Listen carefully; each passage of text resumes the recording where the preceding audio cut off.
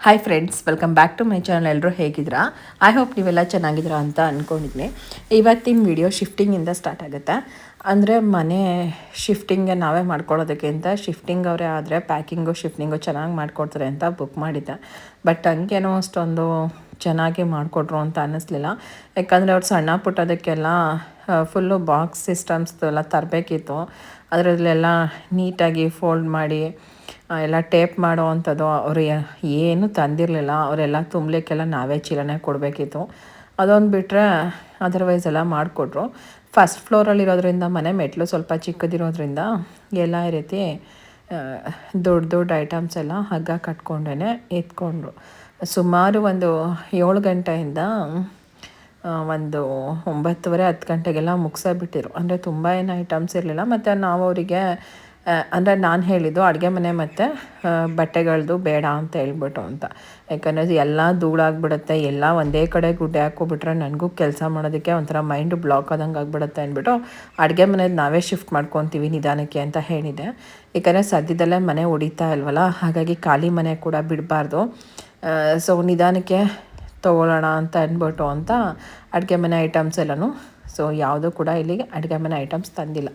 ಇದ್ದಿದ್ದರಲ್ಲಿ ನೀಟಾಗಿ ಎಲ್ಲ ಒರೆಸ್ಬಿಟ್ಟು ಇಲ್ಲಿ ಶೋಕೇಸ್ ಎಲ್ಲ ಫುಲ್ಲೇ ಆಗೋಗಿತ್ತು. ಒಂದೊಂದು ಕಡೆ ಅಂತೂ 4 ಎಲ್ಲ ಮಡಚಿ ಮಲಗಿಸಿ ಎಲ್ಲ ಥರನೂ ಸುಮ್ಮನೆ ಇಟ್ಟಿದ್ದೀನಿ. ಒಟ್ಟಿನಲ್ಲಿ ಎಲ್ಲ ಒಂದು ಕಡೆಯಿಂದ ಜೋಡಿಸ್ಕೊಳ್ಳೋಣ ಅಂತ ಹೇಳ್ಬಿಟ್ಟು ಅಂತ ಜೋಡಿಸ್ಕೊತಾ ಇದ್ದೀನಿ. ಸೊ ಅಲ್ಲಿ ಬೀಗ ಹಾಕೋ ಬಂದುಬಿಟ್ಟಿರೋದು ಹೋಗೇ ಇಲ್ಲ. ಆಮೇಲೆ ಹೋಗೋಣ ಅಂತ ಅಂದ್ಕೊಂಡೆ. ಇಲ್ಲಿ ನೋಡ್ತಾ ಫ್ಯಾನು ಮತ್ತು ಟಿ ವಿ ಬೇರೆಯವ್ರ ಹತ್ರ ಫಿಟ್ ಮಾಡಿಸಿದ್ವಿ. ಸೊ ಅದಕ್ಕೆ 1,000 ತೊಗೊಂಡ್ರು. ಬಟ್ ಬೇಗ ಕೆಲಸಗಳಾಗಬೇಕಲ್ಲ, ಇನ್ನು ತಿಂಡಿಗೆ ಊಟಕ್ಕೆ ಅಂದ್ಕೊಂಡು ಕಾಯ್ಕೊಂಡ್ರೆ ಆಗಲ್ಲ ಅಂದ್ಬಿಟ್ಟು ಹೋಟೆಲ್ನಿಂದ ಏನೋ ಒಂದು ಸಿಕ್ಕಿದ್ದು ತರಿಸ್ಕೊಂಡು ಊಟ ತಿಂಡಿ 2 ದಿನ ಕೂಡ ನಾವು ಹೀಗೆ ಮಾಡ್ಕೊಂಡಿದ್ದು. ಅಲ್ಲಿ ಹೋಗೇ ಇರಲಿಲ್ಲ ನಾನು 2 ದಿನದವರೆಗೂ.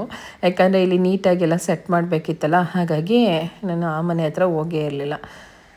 ಇನ್ನು ಹಟ್ಟದ ಮೇಲ್ಗಡೆ ಪಾತ್ರೆಗಳೆಲ್ಲ ತೊಳಿಬೇಕಿತ್ತಲ್ವ, ಹಾಗಾಗಿ ಫಸ್ಟು ತಾರಸಿ ಎಲ್ಲ ನೀಟಾಗಿ ಗುಡಿಸ್ಬಿಟ್ಟು ನೀರು ಹಾಕಿ ತೊಳೆದ್ಬಿಟ್ಟು ಆಮೇಲಿಂದ ಪಾತ್ರೆಗಳು ತೊಳ್ಕೊಳ್ಳೋಣ ಅಂತ ತಾರಸಿ ಎಲ್ಲ ಕ್ಲೀನ್ ಮಾಡ್ಕೊತಾ ಇದ್ದೀನಿ. ಸೊ ಚೆನ್ನಾಗಿದೆ ತಾರಸಿ, ದೊಡ್ಡದಾಗಿದೆ ಮತ್ತು ಗಾಳಿ ಅಂತೂ ಚೆನ್ನಾಗಿ ಬರುತ್ತೆ. ಬಟ್ಟೆಗಳು ಒಣಗಾಕೋದಕ್ಕೆ ಏನೇ ಒಣಗಿಸ್ಕೋಬೇಕು ಅಂದ್ರೂ ವಿಶಾಲವಾಗಿದೆ ಮತ್ತು ಅಷ್ಟೇ ನೀಟಾಗೂ ಕೂಡ ಇಟ್ಕೊಂಡಿದ್ದಾರೆ ಅವರು. ಇವಾಗ ಫ್ರಿಜ್ದೆಲ್ಲ ತೊಳೆದ್ಬಿಟ್ಟು ಫ್ರಿಜ್ದೊಂದು ಕ್ಲೀನ್ ಮಾಡಿದೆ. ಸೊ ನೋಡಿ, ಎಷ್ಟೊಂದು ಅರ್ಧಕ್ಕರ್ಧ ಐಟಮ್ಸ್ ಎಲ್ಲ ಕ್ಲೀನ್ ಮಾಡ್ಕೊಬಿಟ್ಟಿದ್ವಿ. ಈ ಕಡೆ ಅಡುಗೆ ಮನೆದು ಬೇಕಿರೋ ಮೇಲೆ ಮಾಡ್ಕೊಳ್ಳೋಣ ಅಂತ ಎಲ್ಲ ಈಗ ಅಡುಗೆ ಮನೆದು ಹಂಗಂಗೆ ಇದೆ ಎಷ್ಟೋ. ಅಂದರೆ ನಾನು ಹೇಳಿದೆ ಅಲ್ವಾ, ಅಡುಗೆ ಮನೆದು ಐಟಮ್ಸ್ ಎಲ್ಲ ತಂದಿಲ್ಲ ಅಂತ. ಹೊಟ್ಟೆ ಮಾತ್ರ ಹಸಿಯುತ್ತೆ. ಇದು ನೆಕ್ಸ್ಟ್ ಡೇ ಅನಿಸುತ್ತೆ. ನನ್ನ ಮಗನೂ ಮಾತ್ರ ತುಂಬ ಸ್ಕೂಟ್ರಲ್ಲೆಲ್ಲ ಓಡಾಡ್ಕೊಂಡು ಅದು ಇದು ಎಲ್ಲ ಮಾಡಿಕೊಟ್ಟ ಮಾತ್ರ ನನ್ನ ಮಗ ಮಾತ್ರ. ಇನ್ನೆಲ್ಲನೂ ನಾನೆಲ್ಲ ಬೆಳಗ್ಗೆ ತೊಳೆದು ಕೊಟ್ಟಿದ್ದೆಲ್ಲನೂ ನೀಟಾಗಿ ಅವನು ಅಂದರೆ ಇವೆಲ್ಲ ಒರ್ಸೋಕ್ಕೆ ಹೋಗಲ್ಲ, ಇವೆಲ್ಲ ಹಟ್ಟದ ಮೇಲ್ಗಡೆ ಎತ್ತಿಡೋ ಅಂಥದ್ದು. ಸೊ ಹಾಗಾಗಿ ಉಲ್ಟಾ ಮಾಡಿ ಎಲ್ಲ ದಬಾಕಿ ನೀಟಾಗಿ ಇದನ್ನೆಲ್ಲ ಜೋಡಿಸಿ ಇನ್ನು ಹಟ್ಟದ ಮೇಲ್ಗಡೆಗೆ ಎತ್ತಿಡಬೇಕು ಅಂತ ಹೇಳ್ಬಿಟ್ಟು ಅಂತ ಒಂದರೊಳಗಡೆಗೆ ಒಂದು ಹಾಕ್ಕೊಂಡು ತೊಗೊಂಡು ಹೋಗ್ತಾಯಿದ್ದೀನಿ. ಇದೊಂದು ಕೆಲಸ ಮುಗಿದ್ರೆ ನಮಗೆ ಆಲ್ಮೋಸ್ಟ್ ಎಲ್ಲ ಅರ್ಧಕ್ಕರ್ಧ ಕೆಲಸ ಆದಂಗೆ ಆಗುತ್ತೆ. ನಿಜವಾಗ್ಲೂ ಇಷ್ಟೆಲ್ಲ ಕೂತ್ಕೊಂಡು ತೊಳೆದು ಎಲ್ಲ ಮಾಡಬೇಕು ಅಂದರೆ ಸ್ವಲ್ಪ ಹಿಂಸೆನೇ ಅಂತ ಅನಿಸುತ್ತೆ. ಸೊ ಅಲ್ಲಿದ್ದೆಲ್ಲ ಕೆಲಸ ಮುಗೀತು. ಇವಾಗ ಇಲ್ಲಿ 2 ದಿವಸದಿಂದ ಬಂದಿರಲಿಲ್ವಲ್ಲ ನೋಡಿ, ಎಲ್ಲ ಕಿಚನಲ್ಲೆಲ್ಲ ಹಾಗಾಗೇ ಇದೆ. ನಾವೇನೂ ಇರ್ತಿಲ್ಲ ಕಿಚನ್ದು. ಸೊ ಇಲ್ಲೇ ಗ್ಯಾಸ್ ಸ್ಟವ್ ಎಲ್ಲ ಇದೆ, ಅಲ್ಲಿ ಒಂದು ಕರೆಂಟ್ ಸ್ಟವ್ ಇಟ್ಕೊಂಡಿದ್ದೀನಿ. ಎಲ್ಲ ಧೂಳಾಗಿತ್ತು ಮನೆ, ಹಾಗಾಗಿ ನೀಟಾಗಿ ಒಂದು ಸಲ ಕಸ ಎಲ್ಲ ಗುಡಿಸೋಣ ಅಂತ ಹೇಳ್ಬಿಟ್ಟು ಅಂತ ಒಂದು ಕಡೆಯಿಂದ ಕಸ ಎಲ್ಲನೂ ನೀಟಾಗಿ ಗುಡಿಸ್ಕೊಂಡು ಬರ್ತಾಯಿದ್ದೀನಿ. ಎಷ್ಟೊಂದು ಜನ ಅಂತಾರೆ, ಎಷ್ಟು ಚೆನ್ನಾಗಿದೆ ಮನೆ, ಯಾಕೆ ಹೊಡಿತೀರಾ ಅಂತ. ಆದರೆ ಏನೂ ಮಾಡೋಕ್ಕಾಗಲ್ಲ, ಮನೆ ಸಿಕ್ಕಾಬಿಟ್ಟೆ ಸೋರುತ್ತೆ. ಸೊ ಅದು ಮತ್ತು ಶೀಟ್ ಇರೋದ್ರಿಂದ ಸಿಕ್ಕಾಬಿಟ್ಟೆ ಸೆಕೆ ಇದೆ. ಅವೆರಡು ಕಾರಣಕ್ಕೆ ಈ ಮನೆ ಹೊಡಿಬೇಕಾಗಿದೆ ಅಷ್ಟೇ. ನಿಜವಾಗ್ಲೂ ನಮಗೂ ಬೇಜಾರು ಅಂತ ಅನಿಸುತ್ತೆ. ಇಷ್ಟು ವರ್ಷ ಇದ್ವಿ, ಈ ಮನೆ ನಮಗೇನೂ ಲಾಸ್ ಮಾಡಿಲ್ಲ, ಇನ್ನೂ ಒಳ್ಳೆಯದೇ ಮಾಡಿದೆ. ಆದರೆ ಏನೂ ಮಾಡೋಕ್ಕಾಗಲ್ಲ. ಯಾರ ಋಣ ಎಷ್ಟು ದಿನ ಯಾರ ಜೊತೆಗಿರುತ್ತೆ ಅಂತ ಹೇಳೋಕ್ಕಾಗಲ್ಲ. ನಾವಂತೂ ಇರೋ ತನಕ ಅಂತೂ ನಾನಂತೂ ಯಾವುದೂ ನೆಗ್ಲೆಕ್ಟ್ ಮಾಡಿಲ್ಲ. ನಾನಿರೋವರೆಗೂ ಈ ಮನೆ ಚೆನ್ನಾಗೇ ನೋಡ್ಕೊಂಡಿದ್ದೀನಿ. ನಾನು ಕಂಡಮ್ ಮಾಡಿಲ್ಲ. ಏನು ತೊಗೋಬೇಕಾದ್ರೂ ಮಾಡಬೇಕಾದ್ರೂ ಅಯ್ಯೋ ಹೊಡ್ದಾಕ್ಬಿಡ್ತೀವಲ್ವ, ಈ ಮನೆ ಹೋಗುತ್ತಲ್ವ, ಆ ಥರ ನಾನು ಲೆಕ್ಕ ಹಾಕಿಲ್ಲ. ಇರೋ ಅಷ್ಟು ದಿನ ಅಂತೂ ನಾನು ಚೆನ್ನಾಗಿ ನೋಡ್ಕೊಂಡಿದ್ದೀನಿ ಈ ಮನೆನ. ಸೊ ಈಚೆನಲ್ಲೂ ಎಲ್ಲ ನೀಟಾಗಿ ತೊಳೆದ್ಬಿಟ್ಟು ಇನ್ನು ದೀಪ ಹಚ್ಚಿದೆ. ಯಾಕಂದರೆ 2 ದಿವಸದಿಂದ ಬಾಗಿಲು ಹಾಕ್ದಂಗೆ ಇತ್ತು. ಇದು ನನಗೆ ಅಲ್ಲೇ ಕೆಲಸ ಆಗಿಬಿಟ್ಟಿತ್ತು, ಬರೋಕ್ಕಿದ್ದಕ್ಕೆ ಆಗಿರಲಿಲ್ಲ.